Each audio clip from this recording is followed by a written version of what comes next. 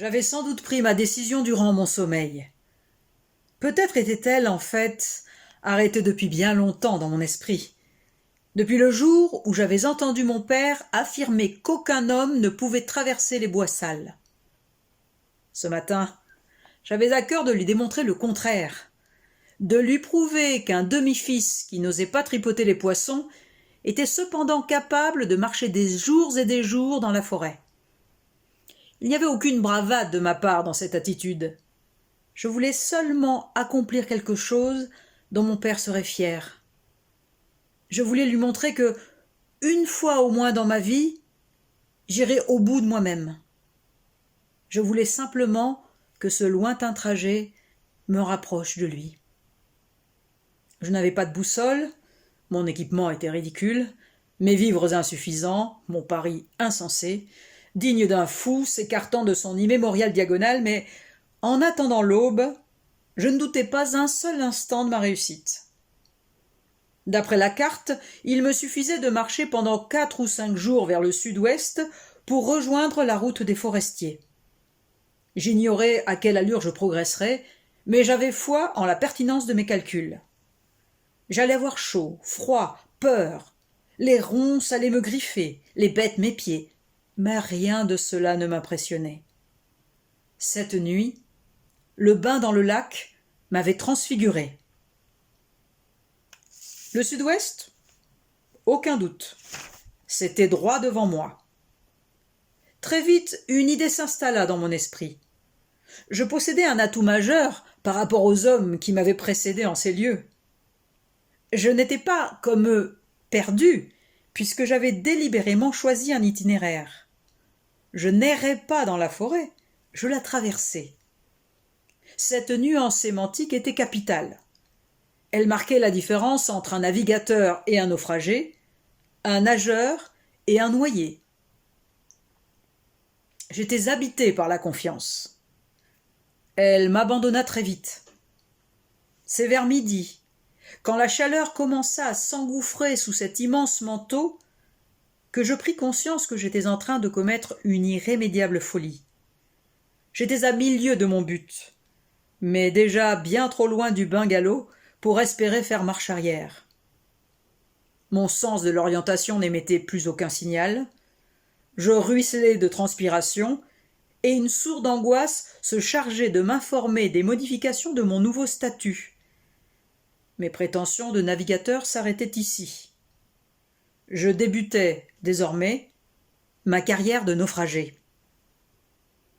Aujourd'hui encore, je suis incapable d'expliquer ce qui me poussa, ce matin-là, à me lancer dans une telle équipée.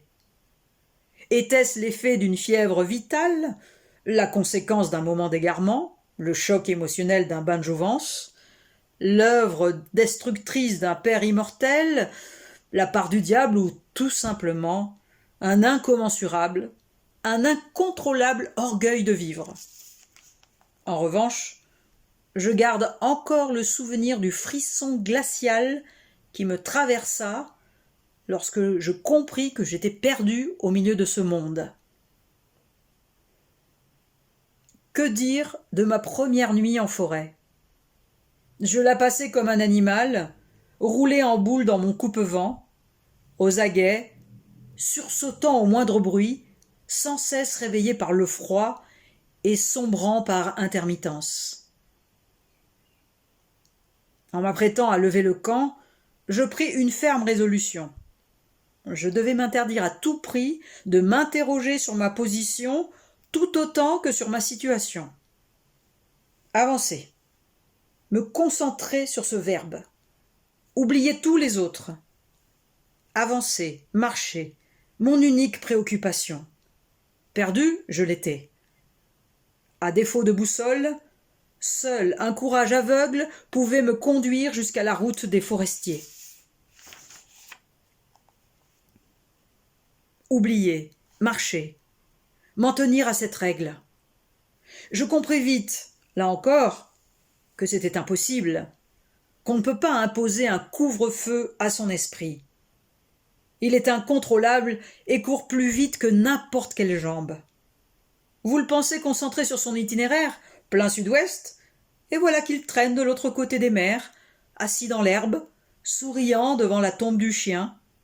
Il n'y avait rien à faire. Qu'il aille au diable. Et il y alla. Depuis ce matin, je montais, j'en étais certain. J'étais en train de gravir une longue colline. Rien à voir avec les escarpements du lac Barret. Ici la pente était douce. Je regardais les relevés d'altitude sur ma carte. Je n'y comprenais rien. Aucun moyen de me repérer. Si j'étais sur la bonne voie, je devais croiser le sentier conduisant au lac Bardi. D'ici 1 ou 2 jours. Peut-être 3. Je n'en savais rien. Marcher, en fait, n'était rien. Le pire était de penser que je tournais en rond, que j'étais peut-être encore à moins d'1 kilomètre du bungalow. Il avait dû pleuvoir quelque part. Je me sentais mieux, plus confiant aussi. Je pouvais réussir. Il suffisait d'être dur, tenace, obstiné, comme lorsqu'on j'écrivais un roman. Qu'est-ce que tu racontes? Qu'est-ce que tu essaies de te faire croire? Souviens-toi de ce que tu as si souvent dit. N'importe qui, avec de la patience et du temps, peut écrire un livre. Ici, les choses sont bien différentes. Le temps joue contre toi.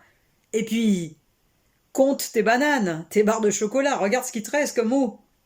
Tu crois que lorsque tu auras épuisé ces maigres provisions, tu vas te nourrir et te désaltérer avec de la patience? Avance, va jusqu'au bout de ta folie si ça te chante.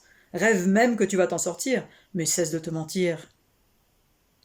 Un livre, tu as raison, tout le monde peut en écrire un, plus ou moins bien et avec une inégale facilité. Mais ces bois-là, tu sais ce qu'en disait papa? Et aussi Jean? Aucun homme n'est passé au travers. Et toi, parce que tu as publié 24 centimètres de littérature, tu penses, avec tes petites jambes, pouvoir venir à bout de tous les kilomètres carrés de cette forêt? Tu as envie de manger une banane? Vas-y. Combien t'en reste-t-il? Ce fut ainsi toute la journée. Des pensées lancinantes, incontrôlées, qui tournaient dans ma tête et me coupaient les jarrets. L'effort du marathonien.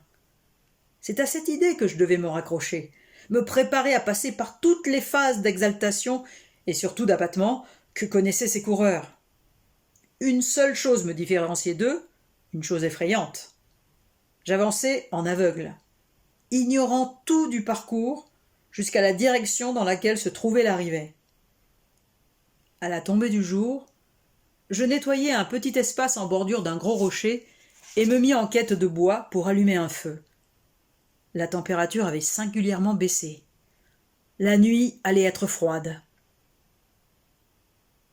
C'est le froid qui me réveilla. Ou bien le grognement de l'ours. Il me rappelait celui que j'avais entendu avec les Goodwin près du lac Barret. Je me levai d'un bond et instinctivement m'adossai à la roche. Le feu était éteint, et seules quelques braises rougeoyaient encore sous l'effet du vent. Je restai là, dans le noir, à retenir mon souffle, les yeux écarquillés, à l'affût du moindre bruissement. Au moindre craquement d'une branche, mon cœur se fendait en deux. J'avais froid. L'ours avait 42 dents. Le jour me surprit dans une position quasi fétale, rabougri, ratatiné, pétrifié contre la pierre. L'ours ne s'était pas montré. Avait-il seulement existé? Sans manger ni avaler quoi que ce soit, je détalai de cet endroit aussi vite que me le permettaient mes genoux ankylosés. La peur démultipliait mon ardeur. Je m'arrachai littéralement à tous ces branchages qui s'alliaient pour me retarder. Quelle distance avais-je bien pu parcourir depuis mon départ? Je n'en avais pas la moindre idée. La pluie commença à tomber vers la fin de la matinée, rendant ma progression encore plus pénible. Le manque de sommeil rendait mes yeux brûlants. J'avais faim. Les provisions. Il allait bien falloir faire le compte de ce qui me restait, m'imposer des rations, observer aussi des temps de repos. Je devais me construire un véritable emploi du temps et le respecter à la lettre. Surveiller chaque dépense et préserver jalousement les quelques avoirs qui me permettraient de rester en vie. Mes mains commençaient aussi à me poser des problèmes. Toutes ces petites plaies étaient terriblement enflammées et irritées par la terre qui s'infiltrait entre les chairs. Les entailles, anormalement boursouflées, me brûlaient. Je n'avais rien pour les nettoyer, sinon l'eau du ciel récupérée sur le dos des feuilles et les aiguilles des sapins. Toute la journée, je marchais le ventre vide, essayant de faire taire ma faim, lui promettant 1000 délices pour le repas du soir. Dans le noir, je devais trouver un bouleau et lui arracher un peu de son écorce. Aussitôt, mon esprit agrafa cette note à mon agenda mental. Ne pas oublier de faire provision d'écorce tant qu'il fait jour. Le bouleau devenait l'un des éléments capitaux de ma survie. Son écorce s'enflammait comme du papier, et de tous les arbres qui m'entouraient, il était le seul à pouvoir m'aider, à m'offrir un peu de réconfort. Je le voyais désormais comme mon plus sûr allié. Je dévorais une boîte de lentilles et un filet de poisson. J'aurais mangé tout le reste, les barres sucrées, le miel, les bananes, j'aurais tout avalé tant j'étais affamée. Ensuite, comme je me l'étais promis, je fis l'inventaire de mes biens. En m'astreignant à ne prendre qu'un repas quotidien, j'avais, au mieux, de quoi tenir 3 jours. En raison de leur pouvoir calorique, je décidai de garder les céréales et le chocolat pour les dernières extrémités. Le matin, je me contenterai d'un café et d'une cuillère de miel. La nuit qui venait allait être longue, froide, pénible. Je savais que j'allais devoir réalimenter le feu plusieurs fois. Au matin, il ne pleuvait plus, mais un brouillard épais flottait dans le sous-bois. Mon corps était raide, mes mains avaient doublé de volume. Les plaies s'étaient infectées et provoquaient une sorte d'œdème. Je décidai de les racler en surface et de les nettoyer au mieux. Je bus le café et laissai fondre lentement ma ration de miel dans la bouche. Ensuite, je me mis en marche.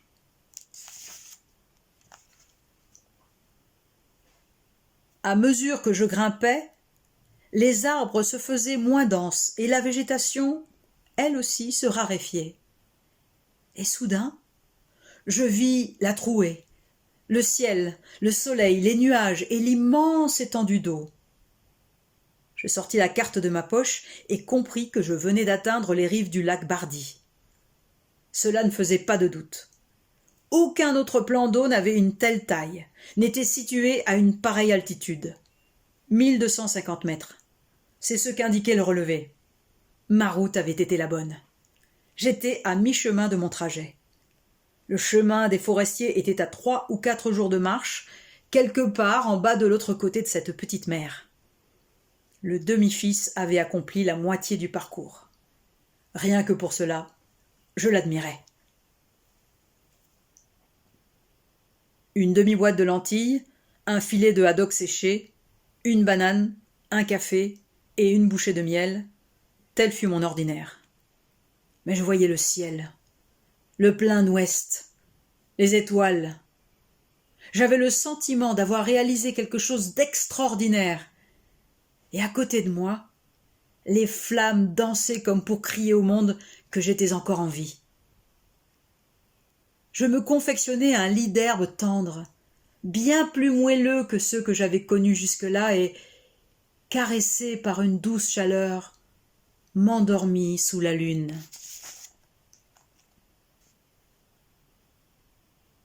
Alors, je fis une chose étrange. Je poussai un cri, violent, sauvage, un cri qui m'effraya moi-même. C'était sans doute là un réflexe animal, un hurlement de rage commun à toutes les bêtes lorsqu'elles s'en prenaient aux dieux qui tourmentaient ainsi leur ventre. À l'aune de ce rugissement, de ce qu'il signifiait, je mesurais à quel point les jours à venir allaient être épouvantables, et combien douloureuses les privations que j'aurais à endurer.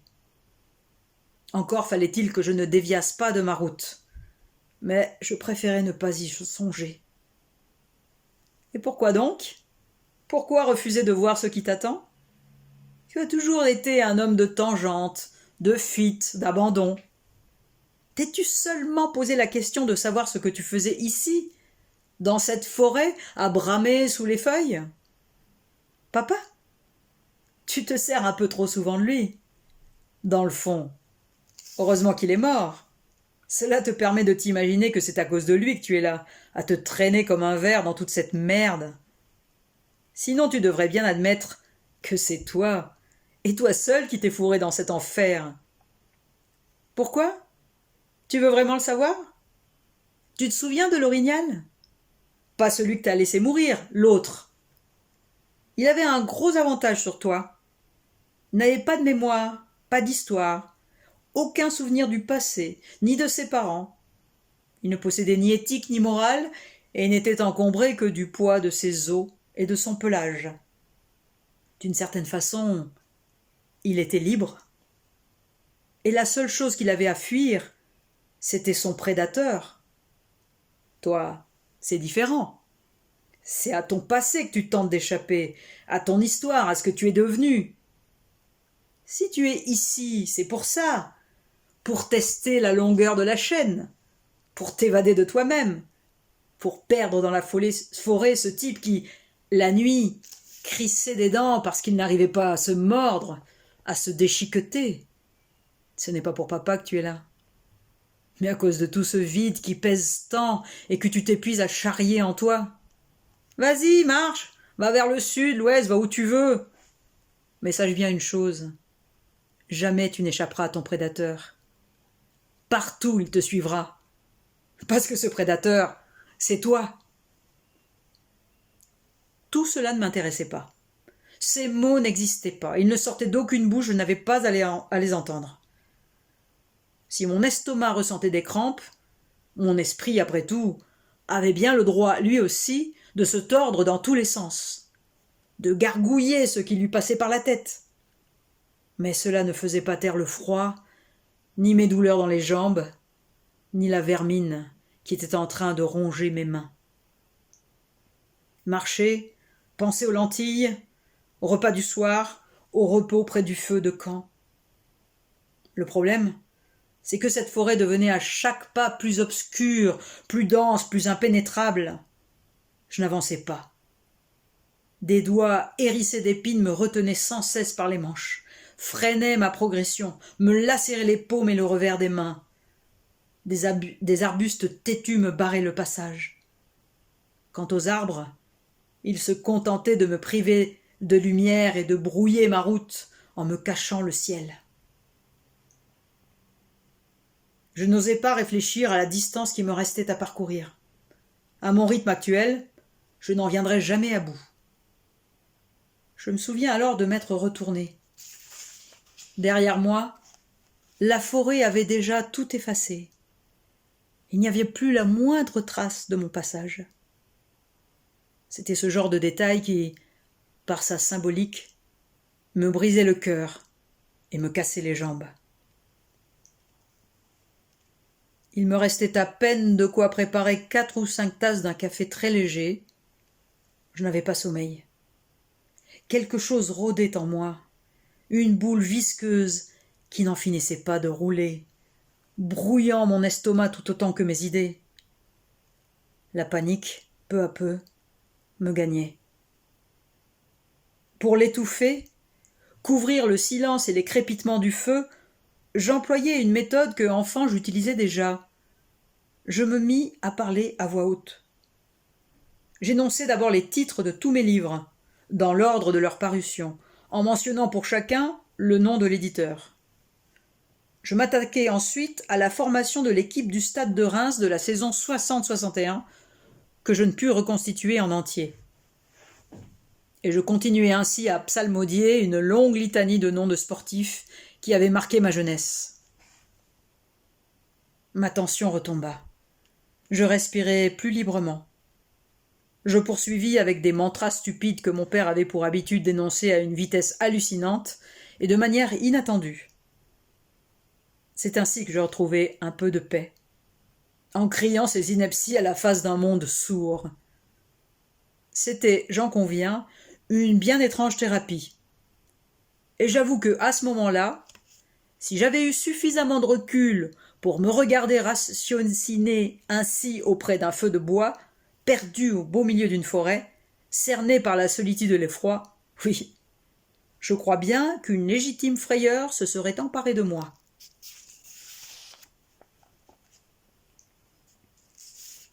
La première heure de marche était souvent la plus terrible.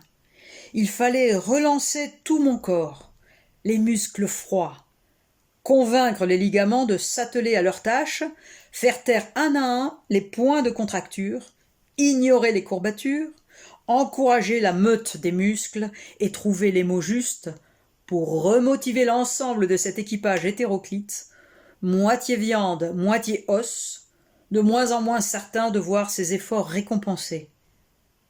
Passé ce cap des tourments, ces 60 premières minutes de dures négociations, les mutineries cessaient progressivement. Mes gants de fortune, s'ils ne me protégeaient pas totalement, atténuaient cependant le mordant des épines. Parfois, elles se montraient aussi voraces que les 42 dents de l'ours. Elles m'empoignaient au revers et ne me lâchaient pas. Je devais alors battre en retraite, reculer de quelques pas et contourner l'impénétrable roncier. Chaque fois je craignais que ces écarts ne me détournent de mon cap, ne me ramènent sur mes pas. Ma hantise était de batailler ainsi toute une journée, de marcher, de m'épuiser pour me retrouver à la nuit tombée à 20 mètres de mon campement de la veille. Découvrir les cendres du feu, l'abri des fougères. Si une telle chose m'arrivait ce soir, je crois que je déciderais d'en rester là, de me laisser mourir sur place. Mourir sur place ? Tu plaisantes, j'espère. Tu t'imagines capable d'avoir cette sagesse ? D'être assez courageux pour t'asseoir et attendre la fin sans broncher ? Comme un vieil Indien ? En récitant tes insanes petits mantras, imagine ? Tu es grotesque. Toi, je peux te l'assurer, tu ne traîneras jusqu'à la fin, tu pèleras tes pauvres mains jusqu'à l'os, tu ramperas, tu supplieras, tu gigoteras, mais jamais, tu m'entends, tu n'auras assez de force pour laisser la mort te prendre sereinement. Il faut être très grand pour parvenir à un tel détachement. Tu n'es pas algonquin, tu ignores tout des coutumes wakash et ne parles ni l'Arapao ni le Beotuk. Tes moufles feraient rire le dernier des Blackfeet. Eux, à ta place, seraient arrivés à bon port depuis longtemps. Ils auraient trouvé les passes, analysé le sens des vents dominants en se fiant à la courbure des arbres. Chaque jour, ils auraient piégé un animal pour se nourrir, prélevé leur part, juste leur part. Tu peux comprendre ça ? Eux, ils auraient naturellement vécu dans la forêt. Ils y sont nés. Dois-je te rappeler où tu as grandi ? Quels étaient tes repères, ton grand chemin ? La cathédrale et le monument aux morts. C'est en regardant cet édifice que tu as appris à rendre les armes et à te laisser couler paisiblement vers ta fin. Réponds-moi, au lieu d'arquer comme un têtu. Il ne disait pas que des choses stupides, mais je refusais de lui répondre. Si j'entrais, ne serait-ce qu'une fois dans son jeu, j'étais perdu. Vraiment perdu. Mon dernier repas chaud. Lentilles, poisson fumé, café. Je ne le savourais pas ainsi que je l'avais imaginé. Je l'avalais sans cérémonie, ni particulière émotion. C'était un dîner, voilà tout. À quoi bon dramatiser les choses ? Il me restait les barres, le miel et les 3/4 d'un litre d'eau.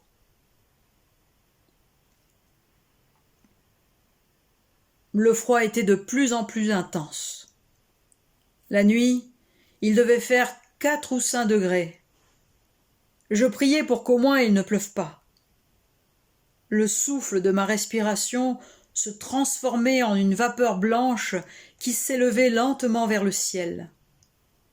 Comment allais-je pouvoir trouver le sommeil dans de pareilles conditions? Je grelottais et soupçonnais l'infection de me donner quelques accès de fièvre. Je m'adossais à un arbre autour duquel j'avais bricolé un petit paravent de branches de sapin et de fougères. À ma place, qu'aurait fait un Indien? Et le pêcheur? Je n'avais pas de réponse à ces questions. Je ne connaissais rien des coutumes ni de la vie des Wakash, et celle de mon père m'apparaissait tout aussi mystérieuse. Pendant plus de 20 ans, il avait élevé un enfant en pensant à un autre. Chaque nuit, il avait dormi auprès de ma mère et aimé Antonia. À laquelle pensait-il à l'instant de s'allonger? À celle qu'il attendait? À celle qu'il allait toucher? Quand était-il vraiment heureux? Durant ces 2 mois de vacances? Ces 300 jours de travail? Jamais. Quelle était sa vraie famille, celle au sein de laquelle il se sentait le mieux? La Canadienne? Alors pourquoi n'être pas allé s'installer définitivement là-bas, à la mort de sa femme? Pourquoi n'avoir pas rejoint Linda et Antonia? Qu'est-ce qui a bien pu, à cette époque-là, le retenir à Toulouse? La confiserie, le cabinet, les dents de ses clients, moi? Et qui dit qu'à la fin il s'est vraiment noyé? Et s'il avait plongé pour en finir une bonne fois, pour liquider cette vie segmentée, sectorisée comme les compartiments étanches d'un sous-marin? Quand un schizophrène monte sur un bateau, le risque est grand pour que son double le pousse à l'eau. Les films de Jean? Ils ne m'avaient finalement rien appris. Un homme est toujours prêt à faire l'imbécile devant une caméra, à embrasser une femme, à cajoler une fillette, à brandir un poisson. Ce n'est pas ça le bonheur. Le bonheur, c'est d'être auprès de quelqu'un à qui l'on tient, dans un endroit où l'on est bien, dont on n'a pas envie de partir. Trouver sa place sur cette terre et y rester en vie. Être présent, simplement. Offrir du réconfort et savoir que l'on peut en espérer. Aimer l'autre pour sa chaleur, son corps, son odeur. Et bon Dieu, ne pas voir le jour se lever en se disant qu'on voudrait être ailleurs. Une douleur soudaine me transperça l'avant-bras. Mes mains, elles commençaient à me grignoter. J'allumai une cigarette, ravivai le feu et étalai devant moi la carte d'état-major. Mes yeux errèrent longtemps sur ce plan où les relevés altimétriques côtoyaient de petites taches bleues représentant les lacs et de symboliques touffes vertes dévolues aux marais. J'étais perdu au cœur de cette immensité qui, reproduite à l'échelle de l'imprimeur, tenait presque dans le creux de mes paumes.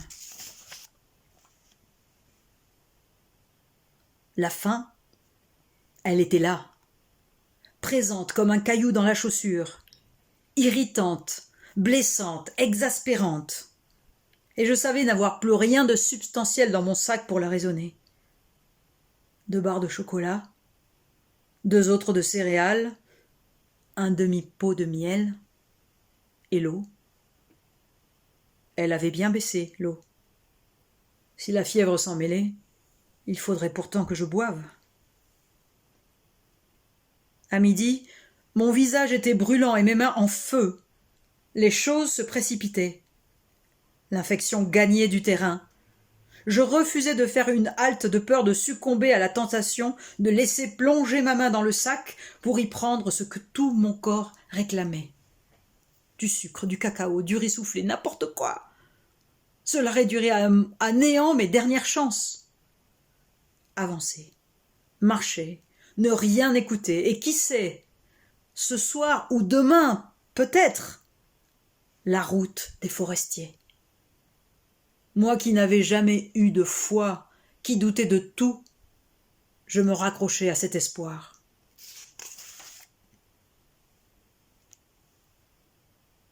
Je n'osais pas regarder mes mains. Le spectacle était encore pire que la veille. Les plaies suppuraient et creusaient des crevasses de plus en plus larges. Sous l'effet de l'œdème, les chairs étaient tendues, prêtes à se fissurer. Il aurait fallu gratter, récurer toute la vermine, désinfecter jusqu'à l'os. Je décidai de laisser tout cela en l'état, à l'air libre. Qu'aurais-je pu faire d'autre? De toute façon, armé de miel, de friandises et d'un peu d'eau, ce n'est pas avec de la confiserie que l'on venait à bout de pareils microbes. Un Indien, peut-être, avec sa connaissance des plantes, aurait pu improviser un substitut de sulfamide. Suran a dit que l'envie de prier est indépendante de la foi, qu'elle émane d'un accablement spécial et demeure en nous quand bien même disparaîtrait le souvenir des dieux. Cela semble bien improbable. On ne s'agenouille jamais pour invoquer le vide, supplier le néant. On n'invoque ni les arbres, ni le vent de la forêt. Non, lorsqu'on n'a plus de main, lorsque la fièvre vrille, lorsque la faim le dispute à la soif, il faut au moins un angstrom de croyance, une parcelle de foi, avoir l'idée d'un maître, fût-ce un demi-dieu, pour penser à s'incliner devant lui et l'implorer. Il faut au moins espérer en l'existence d'un quelconque lien. Ce matin-là, mon seul désir, mon unique ambition, fut d'alimenter le feu, de prendre soin de lui, car il était là, vivant, et me veillait. Je croyais aux flammes parce que je les voyais.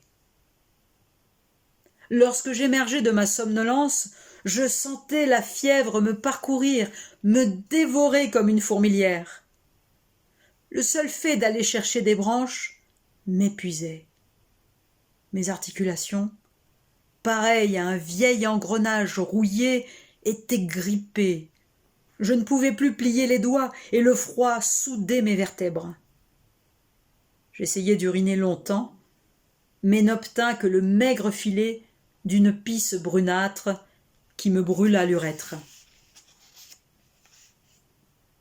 À midi, en proie à de violents maux d'estomac, je mangeai mon ultime barre de céréales. J'avais lu autrefois qu'en situation extrême, certains combattants cautérisaient leurs plaies avec des fers rougis et des braises ardentes. J'imaginais le bruit et l'odeur de ma propre chair grésillant sur le feu, la résine de mon infection perdant au bout de mes doigts. Je ne m'aimais pas assez pour m'infliger de telles douleurs.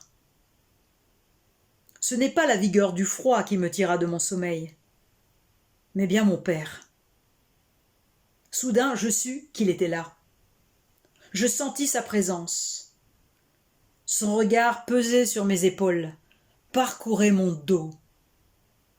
Il m'observait, tapi dans l'ombre, comme un animal sauvage. Il m'épiait, quelque part dans cette forêt, muet et débordant de vie. Il m'avait suivi, guetté, il n'était pas mort. Il hantait ces bois et ces lacs. Il était en train de me juger, de me jauger, d'évaluer le peu de force et de courage qui me restait. Il ne voulait pas que je réussisse, que je traverse cette jungle. Si un demi-fils réalisait un tel exploit, il enterrait son père une seconde fois. Il était impératif que je perde la face, la peau de mes mains. Je pouvais presque l'entendre respirer, sentir son odeur de vase, mais je ne prononçais pas une parole. Je ne bougeais pas. J'espérais seulement qu'en cet instant précis, calé sur sa plateforme, un chasseur tenait Fulbert dans sa ligne de mire, la flèche bien alignée sur le fond de son cœur. Le froid entrait en moi, envahissant toutes les parties de mon corps qui échappaient à la vigilance des flammes. J'avais beau charger le feu, multiplier les bûches, rien n'y faisait. Mes lèvres étaient sèches, mes yeux humides, brûlants, et ma fatigue si grande que je me demandais si je verrais à nouveau le jour. Bien sûr que tu le verras, et celui d'après aussi. Tu crois que les choses vont si vite qu'il suffit de te coucher par terre, de signer ta reddition pour que cesse la bataille qui en toi s'installe la paix? Allons, voyons. Avant, il te faudra en passer par toutes les épreuves réservées aux vaincus. Les brimades, les souffrances, les humiliations. Ton esprit, par exemple, tu crois qu'il va se soumettre d'un bloc, comme ça? Non, il va tenter de résister, de s'accrocher à ses lobes, ses neurones, de préserver le travail de toute une vie. C'est bien légitime. Mais, sous la pression, peu à peu, il se délitera par fragments, perdra le contrôle de ses zones, les unes après les autres. Au fil de sa déroute, il s'efforcera cependant de te rendre compte loyalement. Bien sûr, amoindri comme il le sera, sa perception de la situation deviendra plus confuse, plus délirante aussi. Par exemple, tu croiras voir ton père marcher dans les bois avec Linda. Tu l'appelleras, mais il ne te répondra pas. Et tu les suivras, tous les deux, voletant au-dessus de leur tête comme si tu étais un oiseau. Devant tant de complicité, tu te sentiras peut-être unique, mais surtout seul, exclu de leur vie, aux portes de la mort. Mais rassure-toi, elles ne s'ouvriront pas, car tu auras encore beaucoup à connaître. Tes visions se feront de plus en plus insupportables, violentes, libidineuses. Ta main fouillera l'intérieur de l'orignal. Celle de maman se glissera dans le pantalon du luxembourgeois. Eccles te léchera la queue et tu l'arroseras d'un véritable jus d'homme. Tu avaleras des poissons vivants. Et Linda, elle, sucera papa. Elle l'avalera tout entier jusqu'à la naissance des couilles. Tu vois, rien que des choses comme ça.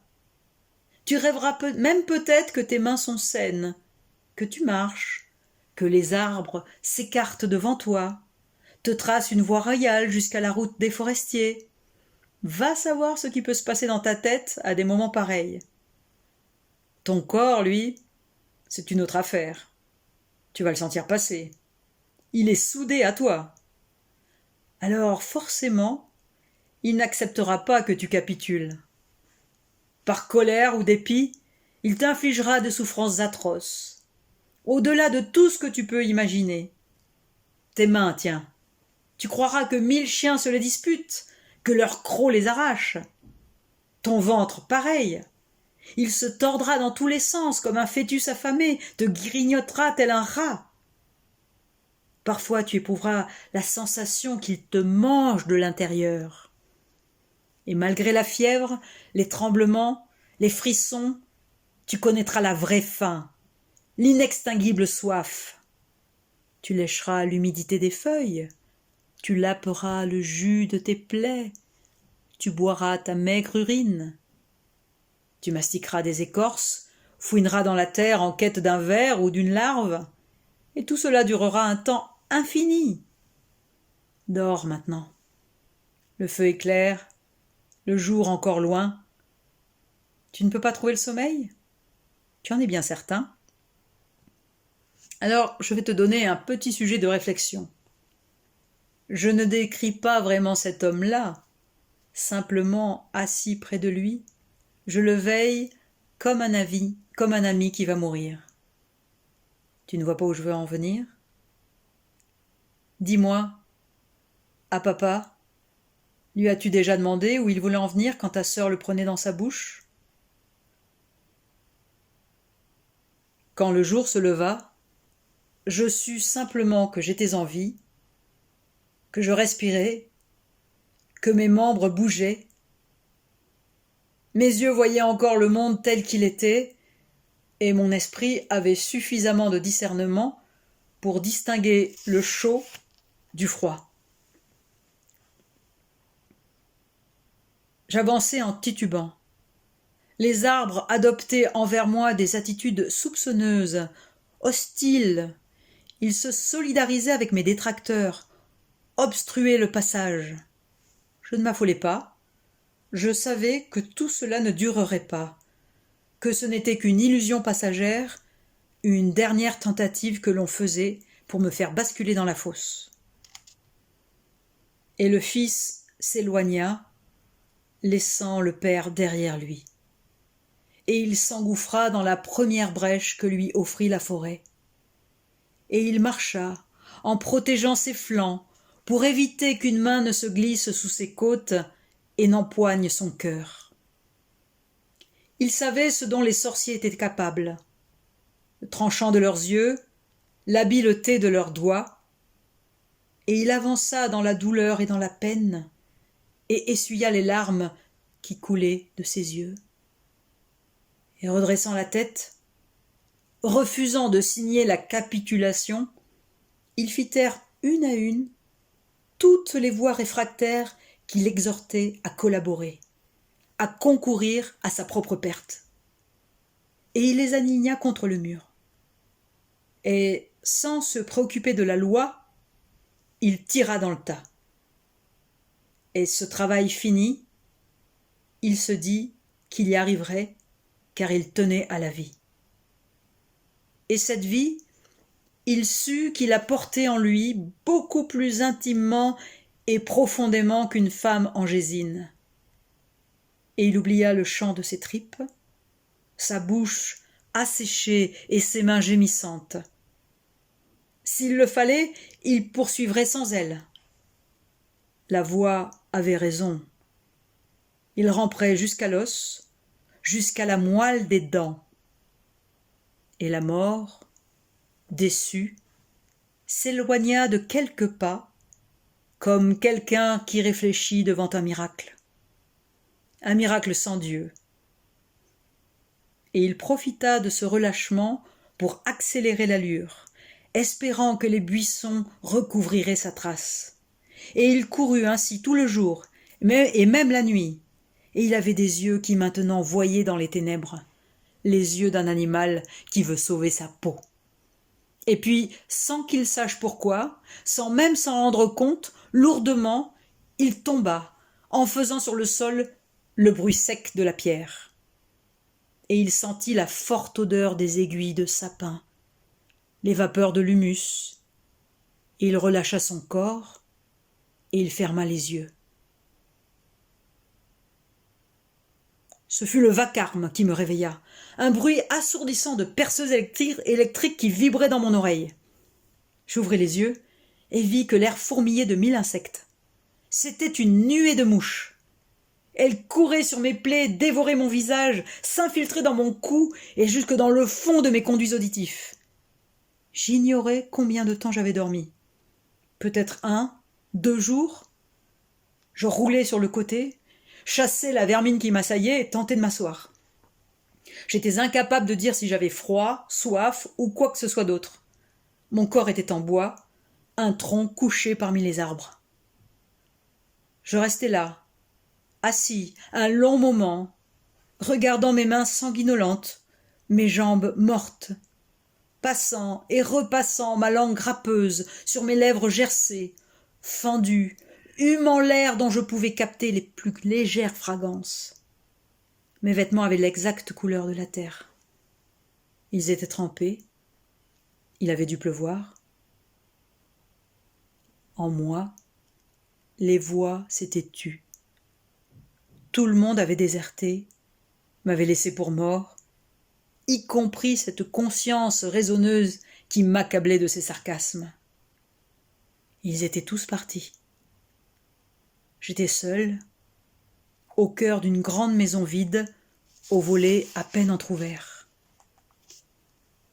Je tombai plusieurs fois avant de réussir à me mettre debout. Mais sitôt que j'y parvins, mes pas s'enchaînèrent, minuscules d'abord, puis, peu à peu, prenant davantage d'assurance et d'amplitude. Je n'avais aucune pensée, pas la moindre notion de courage. Je ne redoutais ni ne désirais rien, sinon avancer, marcher comme un automate, une mécanique mue par les ultimes tensions de son ressort. Je crois me souvenir d'avoir traversé des marais et une clairière comme je n'en avais jamais vue auparavant, immense, et d'un jaune si violent qu'il me piqua les yeux. Je crois me souvenir d'avoir bu dans une flaque d'eau sous une pluie diluvienne.